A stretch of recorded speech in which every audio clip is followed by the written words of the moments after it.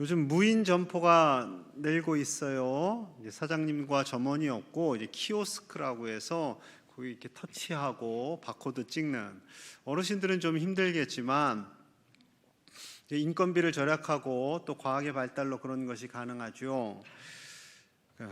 그런데 이것을 이용하는 사람들의 마음은 어떨까요? 오늘 영상을 잠깐 볼 건데요. 두 종류의 사람이 등장을 해요. 함께 영상을 보도록 하겠습니다.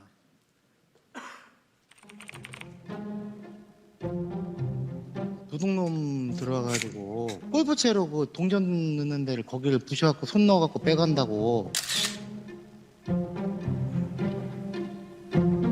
8만 원, 10만 원 정도 훔쳐갔는데 기계 520 주고 샀고 기계를 또 사야 되잖아요. 제가 피해액이요 한 300만 원 가량 되거든요. 동전통 요것도 지금 다 막아놨거든요. 다 부셔져가지고.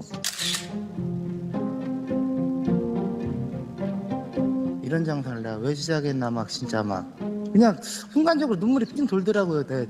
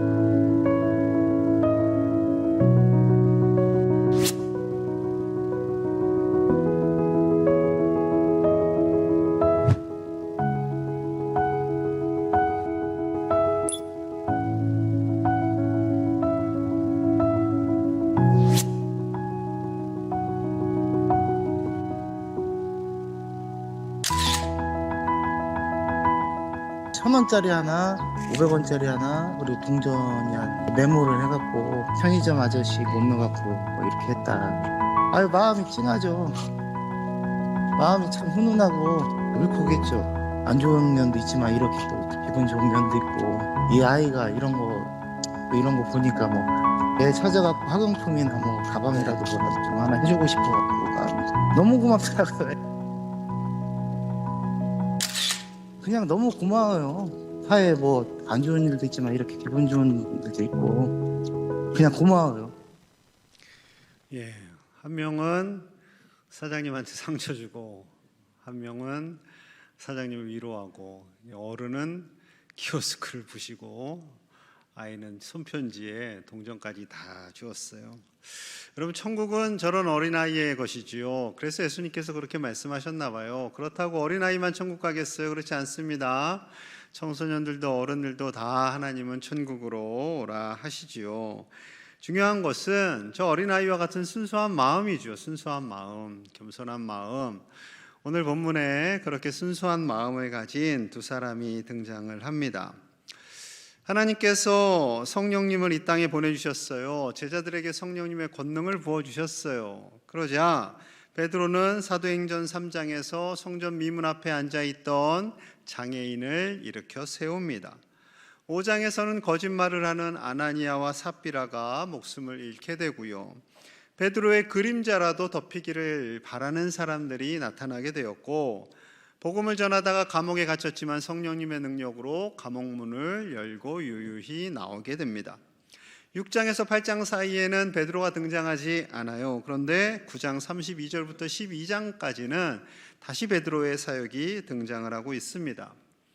베드로가 예루살렘을 떠나서 두루두루 다니며 복음을 전해요. 그러다가 도착한 곳이 루다입니다. 지도를 보시면 빨간색 화살 표시된 곳, 첫 번째 곳이 루다예요. 서쪽으로 가서 복음을 전하게 되는데 중풍병으로 8년간 고통받는 애니아라는 사람을 만나게 됩니다. 사도행전 9장 34절이에요. 베드로가 이르되 애니아야, 예수 그리스도께서 너를 낫게 하신다 하시니 일어나 내 자리를 정돈하라 한데 곧 일어나니. 8년간 중풍병으로 고통받던 그가 예수님의 이름으로 일어나라 하니 일어났어요. 그래서 이부자리를 개고 일어나게 됩니다. 자, 그 소문이 점점 확산되게 되었죠. 그리고 이제 욥바라는 지역, 그 지역에 다비다라는 여성 제자가 있습니다. 다시 사진을 보여주시면 파란색 화살표시, 조금 더 이제 서쪽으로 가는 거죠. 저 지역에 살고 있던 다비다가 고통을 받다가 죽음을 맞이하게 돼요. 그러는 중에 베드로가 루다에 와 있다는 소식을 듣게 됩니다. 그래서 베드로에게 사람을 보내서 와주십사 하는 거예요. 베드로도 놀랐겠지요. 이 욥바에 예수님을 믿는 여성 제자가 있다니 찾아갔습니다. 그런데 그가 사망했어요. 사도행전 9장 40절입니다. 베드로가 사람을 다 내보내고 무릎을 꿇고 기도하고 돌이켜 시체를 향하여 이르되 다비다야 일어나라 하니 그가 눈을 떠 베드로를 보고 일어나 앉은지라. 베드로도 참 놀랐을 것 같아요. 본인이 죽은 사람을 살린 게 처음이거든요. 다비다도 또 얼마나 놀랐겠어요. 여러분, 하나님께서 이 베드로를요 성령 충만하게 하시고 권능을 주시고 애니야를 일으켜 세우고 다비다를 살립니다. 왜 이런 권능을 주셨을까요? 이유가 있어요. 41절 42절 같이 봅니다. 시작. 베드로가 손을 내밀어 일으키고 성도들과 과부들을 불러들여 그가 살아난 것을 보이니 온 요파 사람이 알고 많은 사람이 주를 믿더라. 아멘. 많은 사람이 주를 믿더라. 다비다가 살아났다는 소식을 듣고 많은 사람이 모이게 된 거예요. 그리고 진짜 다비다가 살아났네 하고 놀라서 그 마음을 예수님께 드리고 예수님을 더 믿게 된 거죠. 그렇습니다. 성령님께서 주신 권능, 그 권능은 베드로 개인을 높이는 데 사용되어지는 것이 아니라 예수님을 믿게 하는 도구로 쓰임 받아야 하는 것이지요. 예수님께서 나사로를 살리실 때도 동일해요. 요한복음 11장 42절입니다. 항상 내 말을 들으시는 줄을 내가 알았나이다. 그러나 이 말씀하옵는 것은 둘러선 무리를 위함이니 곧 아버지께서 나를 보내신 것을 그들로 믿게 하려 함이니이다.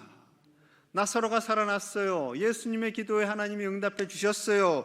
그렇게 나사로를 살리신 이유는 성부 하나님께서 예수님을 보내신 것을 이스라엘 백성들이 온 인류가 믿게 하려 함이니이다 라고 기도하시는 거죠. 여러분, 이것이 중요합니다. 성경에서 등장하는 많은 이적들, 기사들, 그것은요 예수님을 믿게 하는 궁극적인 목적이 있는 거죠. 마찬가지로 우리에게 성령님께서 권능을 주세요, 재물도 주세요, 직분도 주세요, 지식도 주세요. 그것을 주신 이유는 우리를 통해서, 우리 교회를 통해서 예수님을 믿게 하고자 하시는 주님의 뜻이 그 안에 담겨져 있는 것입니다. 유대인들은 모세 때부터 1000년간 구약 성경을 가지고 있었어요. 그런데 그 구약 성경을, 그 율법을 하나님이 원하시는 방향으로 지키는 것이 아니라 자기들 생각대로 지키는 것을 주장했죠. 그리고 그 구약 성경이 궁극적으로 오실 메시아이신 예수님을 보여주는 책임을 알지 못했어요. 게다가 예수님을 유대인들만의 메시아로 이해를 합니다. 그들이 1000년 가까이 율법을 가지고 살아왔지만 그들의 생각, 유대교적인 그들의 틀, 그것을 벗어나는 것이 쉽지 않았어요. 이 사고의 틀을 깨는 본문이 바로 10장입니다. 베드로에게 권능을 주신 궁극적인 목적을 말씀해 주시는 것도 사도행전 10장입니다. 하나님의 구원 계획이 명확하게 드러나 있음을 보여주고 있지요. 물론 그 이전에 빌립 지사를 사마리아에 보내셨고 에티오피아 여왕의 내시에게 가게 하셨고, 그리고 오늘 본문에서 하나님은 베드로를 고넬료에게 보내십니다. 자, 사도행전 10장 1절과 2절이에요. 가이사라에 고넬료라 하는 사람이 있으니 이달리아 부대라 하는 군대의 백부장이라. 그가 경건하여 온 집안과 더불어 하나님을 경외하며 백성을 많이 구제하고 하나님께 항상 기도하더니, 고넬료라는 이탈리아 사람이 있습니다. 로마의 백부장이에요. 그가 하나님을 경외해요. 그리고 구제도 해요. 하나님께 기도도 해요. 대단한 사람이죠. 자, 하나님께서요, 이 사람을 만나려고 준비하십니다. 왜요? 그가 아직 예수님을 알지 못해요. 하나님을 알아요. 구약의 하나님만 알아요. 예수님은 몰라요. 그래서 하나님께서 그 예수님을 소개하게 하시는 과정을 이제 베드로를 통해서 역사하시는 거죠. 베드로가 오후 3시경에 기도하고 있어요. 하나님께서 천사를 보내주십니다. 4절 5절 함께 봅니다. 시작. 고넬료가 주목하여 보고 두려워 이르되 주여 무슨 일이니까? 천사가 이르되 내 기도와 구제가 하나님 앞에 상달되어 기억하신 바가 되었으니 내가 지금 사람들을 요빠에 보내어 베드로라 하는 시몬을 정하라. 아멘. 천사를 보내주셨어요. 여러분, 이방 사람이 천사를 보고 얼마나 놀랐을까요? 깜짝 놀랐겠죠. 하나님이 천사를 나에게 보내주시다니. 그리고 하나님께서 명령을 하시는 거예요. 지금 요빠에 사람을 보내라. 그리고 베드로를 모셔오게 해라 라는 겁니다. 요빠가 옆 동네예요? 그렇지 않아요. 이 백부장은 지금 가이사라에 살고 있다고 아까 성경 말씀이 잠깐 나왔어요. 지도지 잠깐 보시면 요빠에서 분홍색 화살표시를 타고 70km를 가면, 최단거리 70km를 가면 가이사라가 있습니다. 가이사라에서 요빠로 사람을 보내서 베드로가 어디에 있는지 어떻게 알아요? 좀 황당할 수도 있겠죠. 그런데 이 경건한 고넬료는 즉시 진행을 합니다. 순종을 해요. 7절 8절. 마침 말하던 천사가 떠나매 고넬료가 집안 하인 둘과 부하 가운데 경건한 사람 하나를 불러 이 일을 다 이루고 요빠로 보내니라. 마침 천사가 가자마자 바로 즉시, 기다리지 않고 아예 내일쯤 보내지 뭐, 아니요, 즉시 집안 사람 둘과 또 경건한 부하가 하나 있어요. 이 사람도 로마 사람일 거 아니에요. 이 사람에게 이 일을 다 이루고 내가 천사를 봤어. 하나님이 천사를 보내주셨어. 요빠에 가서 너 베드로를 찾아가지고 모셔와라. 이 부하가 얼마나 황당할까요? 우리 백부장 어르신이 좀 요즘 신앙심이 깊어지시더니 좀 이상해지셨네 라고 하는 것이 아니라 하나님의 말씀으로 받고 이 부하도 순종을 합니다. 대단한 사람들이죠. 자, 다음 날이 되었어요. 9절입니다. 이튿날 그들이 길을 가다가 그 성에, 요빠죠, 가까이 갔을 그때 베드로가 기도하려고 지붕에 올라가니 그 시간은 제6시더라. 이튿날, 다음 날에 도착했나 보다 여러분은 쉽게 생각할 수 있겠지만 여기서 또 우리를 놀라게 하는 거예요. 오늘 본문은 자세히 읽으면 굉장히 놀랍습니다. 여러분, 그 사이 거리가 70km라고 했잖아요. 성인 남자가 빨리 걸었을 때 1시간에 약 5km 정도를 걷는다고 합니다. 그런 70km를 가려면 14시간이 필요한 거예요. 고넬료가 천사를 만난 시간이 오후 3시 이후예요. 그런데 요빠에 도착한 시간은 12시 조금 넘어섭니다. 채 24시간도 되지 않았어요. 그러니 17시간 동안 정신없이 갔고 잠깐 눈 붙이고 계속 간 거예요. 대단한 순종의 사람이죠. 여러분, 하나님은요 이처럼 순종의 사람을 기뻐하세요. 자, 이제 고넬료의 부하들이 올 무렵에 베드로는 12시 정각에 기도하러 지붕으로 올라갑니다. 베드로가 지붕으로 올라갔구나 하셔갖고 또 교회 지붕 가서 기도하면 하나님이 더 빨리 응답을 해주시지 않을까? 큰일 납니다. 여기서의 지붕은 2층 집을 의미하는 거예요. 2층 집. 절대 지붕에 올라가서 기도하지 마세요.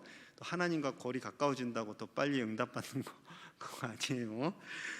자, 기도해요. 12시에 기도하고 배가 고픕니다. 그때 하나님께서 환상을 보여주세요. 큰 보자기 안에 네 발로 다니는 것, 기는 것, 나는 것 보여주십니다.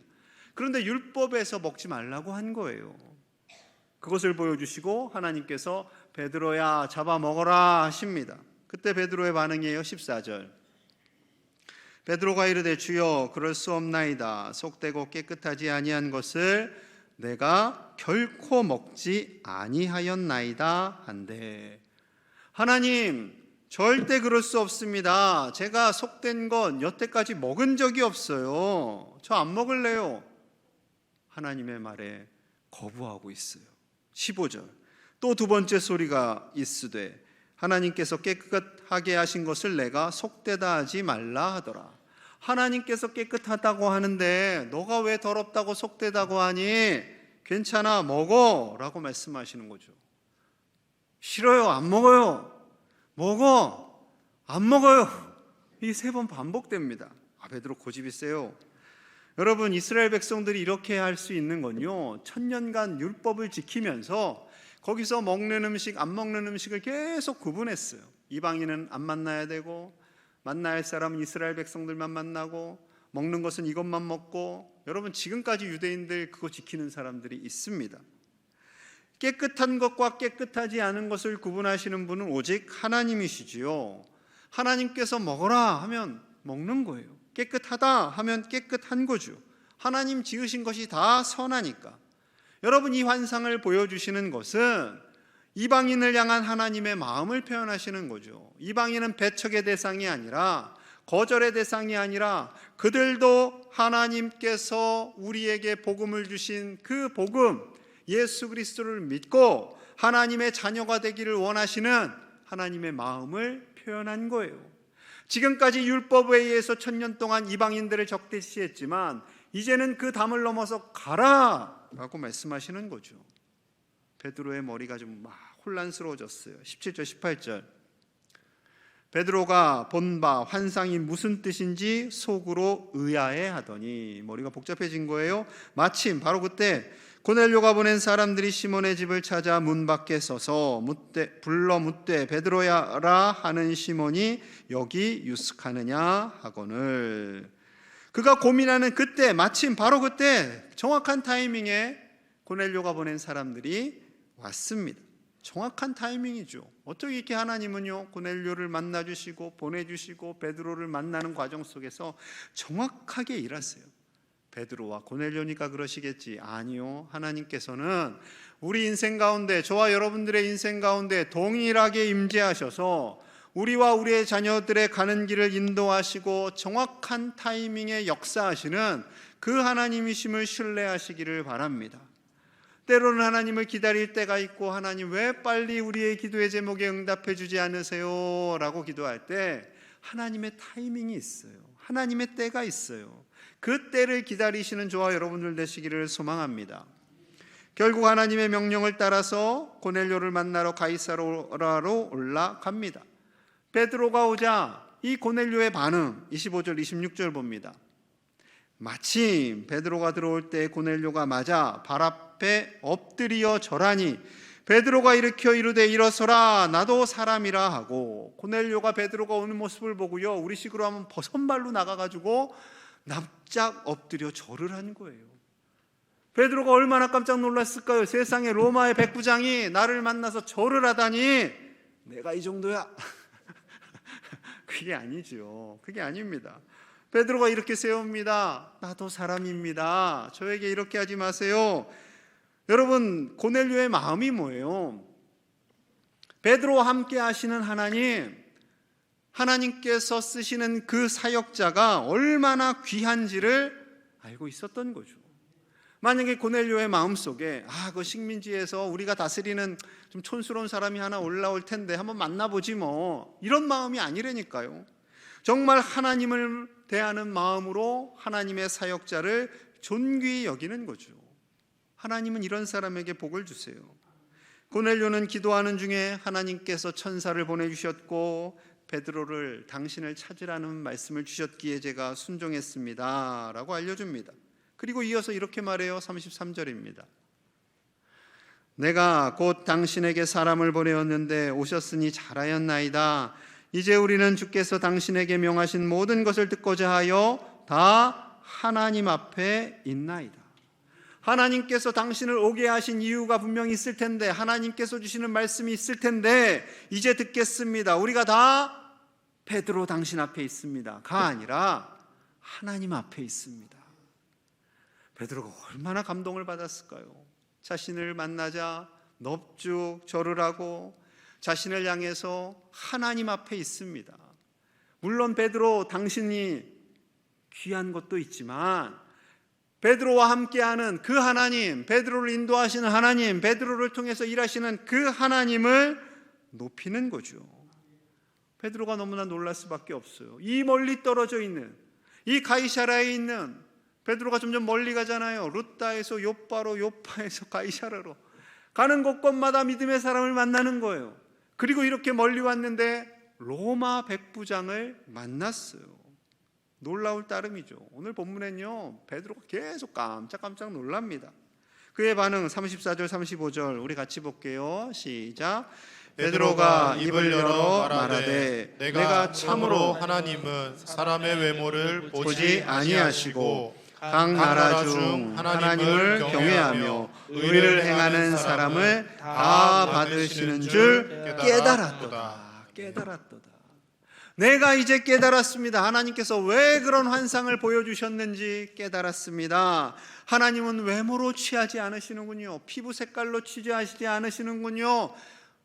돈으로, 사회적인 신분으로, 지식의 수준에 따라서 취하시는 것이 아니라 하나님을 경외하는 누구든지 다 하나님의 자녀가 되게 하심을 내가 깨달았습니다. 내 마음대로 속되다 안 속되다 판단한 것을 하나님 용서해 주세요 라고 기도했겠지요. 여러분, 그렇습니다. 아무리 이방인이라 할지라도 하나님은 그들을 사랑하시고 그들을 위해서 예수 그리스도를 보내주셨고 그들이 다 하나님의 자녀가 되기를 원하시는 거죠. 여러분, 이스라엘 백성들 입장에서는 우리도 이방인이에요. 우리도. 베드로가 감격하였어요. 감격하면서 예수님을 증거합니다. 베드로가 예수님을 전하자 또 놀라운 일이 생겼어요. 자, 44절에서 46절이에요.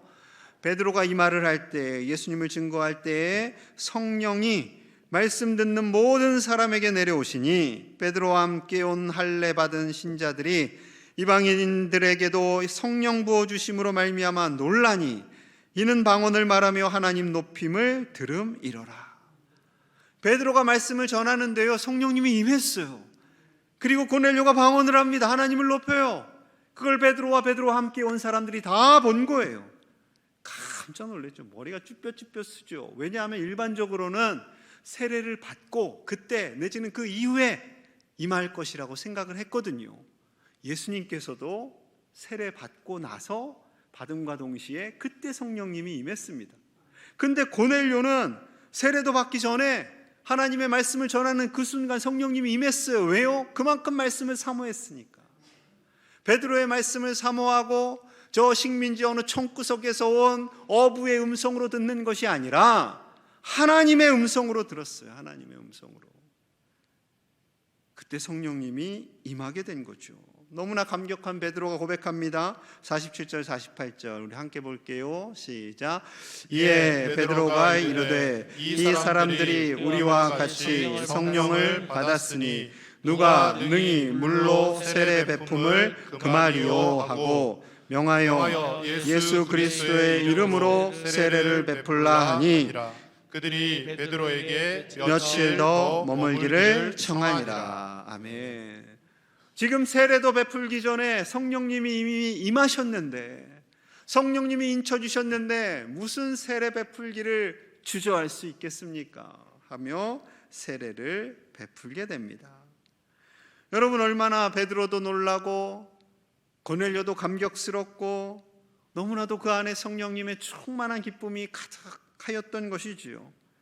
여러분, 베드로에게 주신 이 감격과 놀라움, 이것은요 순수한 믿음, 그 어린아이와 같은 순수한 믿음을 가진 고넬료를 바라보시는 하나님의 마음이 베드로에게 전이된 것이죠. 그리고 베드로 역시 어떠한 사람이든 누구이든지 예수 그리스도를 통해 다 구원 얻기를 원하시는 하나님의 마음을 깨닫고 그 먼 가이사라에까지 간 것을 기뻐하였던 것이지요. 그렇습니다. 하나님께서 우리에게 건강도 주시고요, 재물도 주시고요, 직분도 주시고요, 지식도 주세요. 그 모든 준 것을 주신 것은 우리를 통하여서 예수님이 드러나고 예수님이 전해지고 많은 구원의 기쁨을, 감격을 누리는 코넬료와 같은 사람들이 일어나기를 원하시는 것이지요. 사랑하는 여러분, 베드로와 같이 복음에 순종하는 저와 여러분들 되시기를 축복합니다. 고넬료와 같이 어린아이와 같은 순수하고 겸손한 믿음으로 예수님을 간직하시기를 축복합니다.